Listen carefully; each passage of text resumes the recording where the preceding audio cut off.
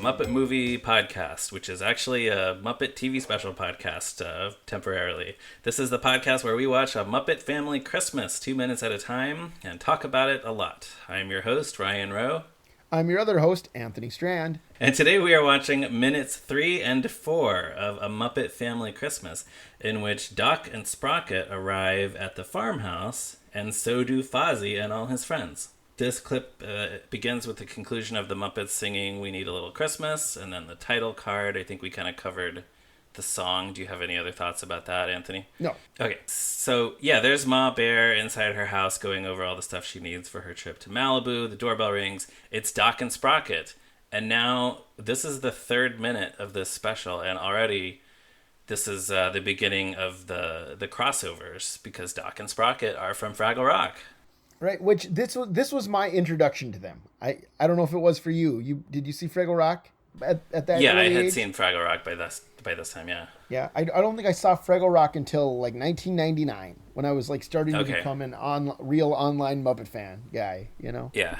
I knew it existed mostly because of this special. But yeah, when I was a kid, I didn't know that these were characters from Fraggle Rock. I thought it was just a guy and his dog.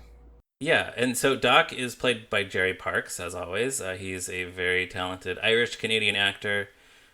He worked a lot in films and TV. Other than this, he seems to also be best known for playing a bartender in the movie The Boondock Saints, who apparently is also named Doc. That's the weird thing about it, because, okay, when I was in high school, my best friend, Jason, made me watch the terrible movie Boondock Saints. I've never seen it. Whatever you think it's like, that's what it's like. Is it it's part of that, like, post-Pulp Fiction wave of, like, everything has to be a, like, violent crime movie? Correct. And it's super violent, but also, like, here's that movie's idea of a joke. Jerry Parks' character, Doc the bartender, has Tourette's syndrome.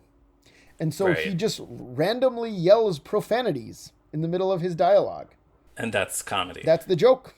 That's the joke, my friend. Yeah, that is not as funny as a guy who throws boomerang fish. No, it's not. It's also not as funny as a guy who sews a button on a fried egg, frankly. No, that's definitely true, yeah.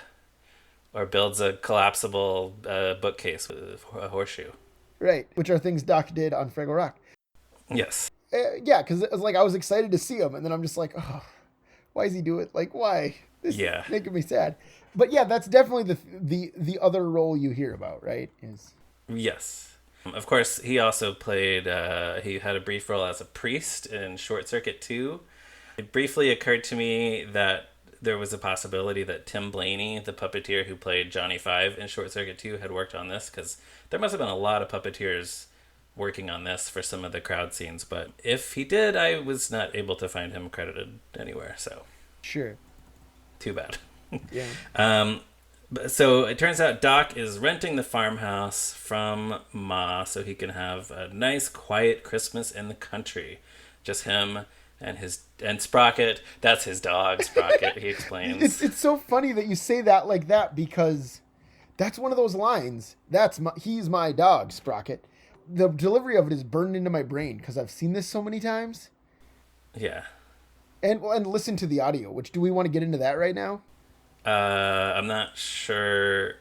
So about 20 years ago, before YouTube, in the days before YouTube, our friend Scott Hansen, who's a long time Tough Pigs contributor and forum member and everything like that, he ripped the entire audio for this special, which at that time was only available on that commercial VHS that's edited, as we've said. Yeah. And this was before YouTube, so where was he gonna, he was gonna upload a real video of the whole thing? No. He was going to rip the audio and share it with all of his friends so that we could listen to it in the car or whatever. And I still have that CD. I burned it on a CD. I still have it in my car. So was it just one long MP3? No, or it's was it divided into 10 tracks. Yeah. Each time there's a song cue, it's a new track. Okay. Yeah. I've listened to this many times every December. Like, I've heard the audio to this special dozens and dozens more times than I've seen it. Easily. Huh. Yeah, that's funny. And I'll talk about this more as we go along. It plays really well as an audio-only production.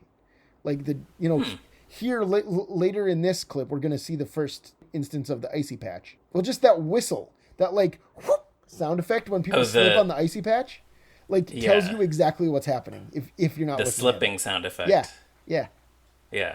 No, that's funny that you say it plays so well as just audio, because I have heard Craig Shemin at some event or another talking about his early days of writing for the Muppets, and he had handed in a script for something, and Jerry Jewell called him and told him, like, listen, you write great radio. Yeah.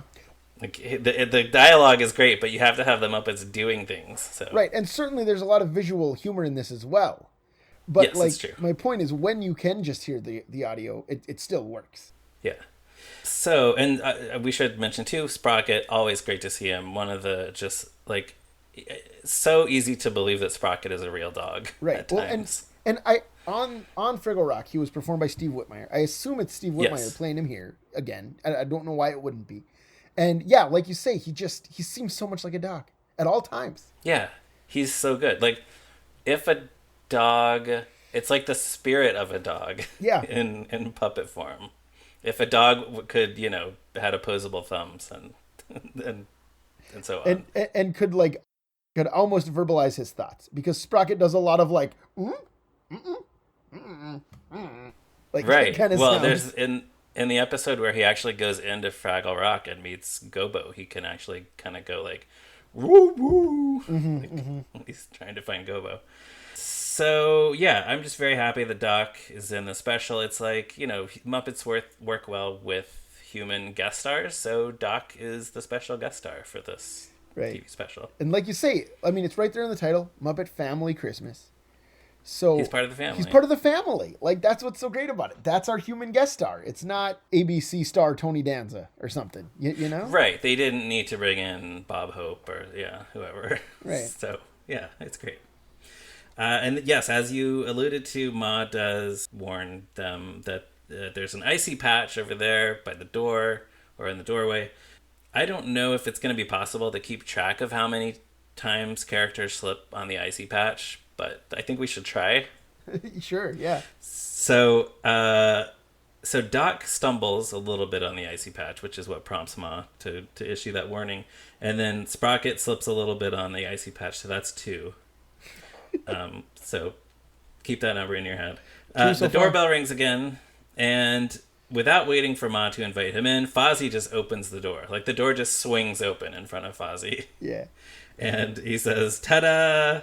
And then they have their little son, Mom! Ah! Which, that's like, my mom was on this podcast one time, so listeners might know this. That's kind of what my mom and I are like when we first see each other. Like, like, we don't say that exact thing, but it's very like, how high? It's that energy. Oh, hey there, So, I love that. That's I've always adorable. loved that for that reason. Yes. And for those who don't know, Anthony's mom looks exactly like Anthony in a wig and a dress. Just like Fozzie's mom. We have been told that we have the same smile many times. So yeah, there you go. Mm-hmm. So Ma is surprised, and she's even more surprised that Fozzie brought all his friends. All his friends start running in. So I see Kermit slipping on the icy patch for sure. The sound effect happens there. And then it looks like Gonzo does. 4. And then Bunsen, Beaker, and Floyd both go down. They both they all 3 drop down out of the frame. 5, 6, 7. Yeah, so 7 so far on screen, slipping on the icy patch that we've seen. And the Muppets immediately make themselves at home in Ma's farmhouse. Gonzo and Beaker just, like, they start heading upstairs to where the bedrooms are. They're not even asking, like, so where should we put our stuff? Where, which bedrooms are ours? They're just running up the stairs. They're just strolling in, yeah. Yeah. They love it. And yes, Doc reminds Ma that he rented this place to have a nice, quiet Christmas. Can we talk about the fact that Doc lives alone in a workshop? Like, that's true. Like, I know that he has neighbors. We hear a lot about Ned Schimmelfinney. We hear a lot about Miss Ardath. Yes. Whatever. And how close does he live to the Admiral Benbow Inn? Right, yeah, we don't know. Maybe there's a lot of noise coming from that place on Christmas. But on screen, in 95 episodes out of 96, when he finally meets Gobo at the end, is an exception, of course. But for the bulk of the series, he and Sprocket are alone together exclusively on screen. Yeah. You know? Yeah, it's pretty much just them. So yeah, I don't know. It's a nice change of scenery, though. He did say they wanted to be out in the country. Presumably they live in Toronto. I guess we don't know that. Probably not. The show was shot there. But it seems more rural than that and more coastal, I would say. Where Doc lives? Yeah. Yeah. Just the fact that the restaurant and inn is called the Admiral Benbow makes it seem like it would be on a coast somehow. Right. Or an island. Right. I mean, Toronto is on the coast, of course. In the suburbs, on the outskirts. Yeah, it doesn't feel like the city. I don't know. No. And actually, we didn't really talk about like where the location of this farm might be. Which, by the way, Doc mentions that it's called Grizzly Farms. That's kind of a funny detail. That's true. Well, I like to imagine that it's here in Minnesota. Oh yeah. And here's what why. do you base that on? Because Jerry Jewell is from Minnesota. Oh, yeah. So it's very easy to imagine that if he's going to a farmhouse in the country, that's where it is. We have a lot of farmhouses and a lot of country. And later on, Emily Bear is going to talk about I haven't seen snow like this since the blizzard of 41. And that's the kind of stuff people say around here, man. Yeah. So, again, that's just, obviously, I grew up in North Dakota. I live in Minnesota now, but it has always felt like my area of the country to me. That's fun. If only Emily Bear had a Minnesota accent. Yeah, that's true. She doesn't. She has that, typical Jerry Nelson southernish twang, right? Yeah, there's a little twang, yeah. But not the Minnesota. What is it? Lilt? Yeah, I guess it's a lilt. I don't know, Ryan. I don't know what you call it. We just, it's just nice to see you. You see folks out and about. It's just great, Right. Yeah. Oh yeah. See, that's what she should have. Does that just sound like my regular voice? I don't even know. No, it sounds like an exaggerated version of your regular voice, at least. But the other thing is, do we think Fozzie grew up on a farm?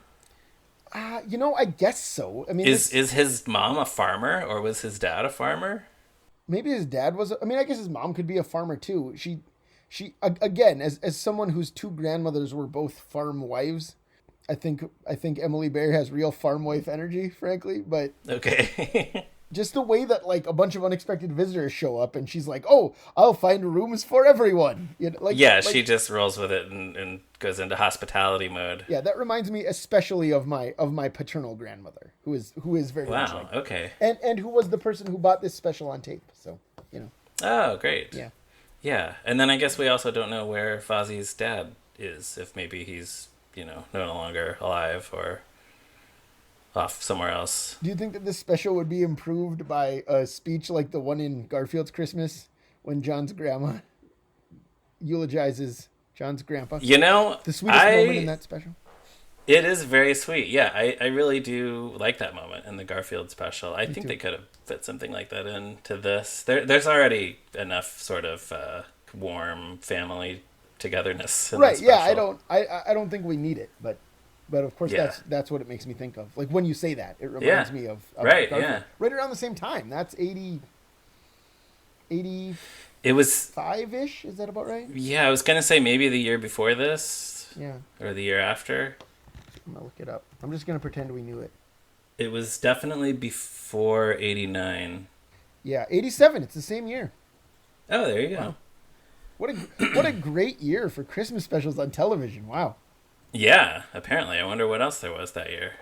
So, what else? Anything, Doc? He says he wants a nice, quiet Christmas. That's when Animal starts to say, "Peace on," and that's where this clip ends. We don't know what Animal. Peace on Mars, peace on Jupiter. We don't know. We'll have to wait till tomorrow. Peace on Mars because he loves the Flaming Lips movie Christmas on Mars.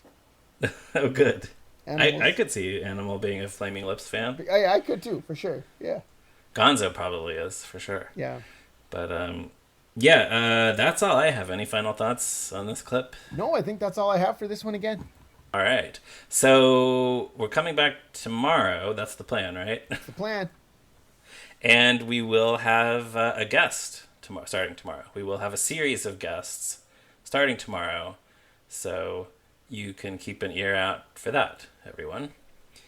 And also, please check us out in the usual places online and join us back again tomorrow for another episode of Moving Right Along. Merry Christmas!